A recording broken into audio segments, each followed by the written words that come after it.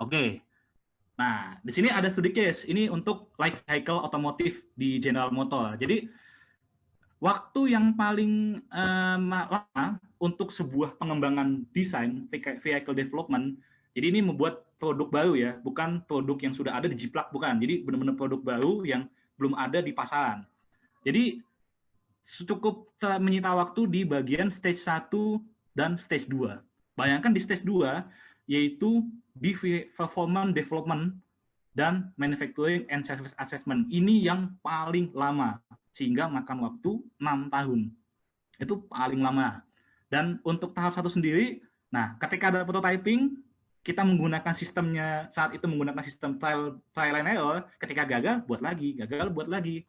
Makanya di sini, waktu yang dibutuhkan untuk stage 1 saja sudah mencapai 2-3 tahun.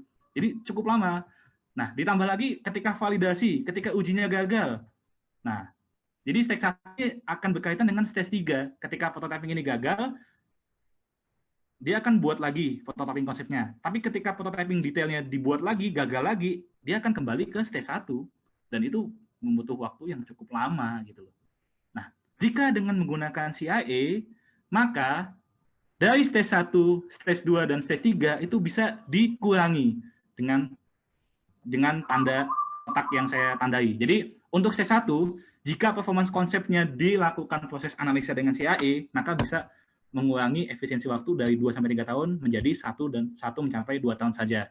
Kenapa demikian? Karena ketika performance konsepnya sudah benar, prototyping itu hanya tinggal dibuat saja, hanya diuji saja gitu, tidak perlu gagal buat lagi. Termasuk di performance development, ketika sudah lulus standar, ini hanya bekas-bekas saja yang kita tampilkan karena sudah memenuhi standar regulasi, sudah menyesuaikan regulasi.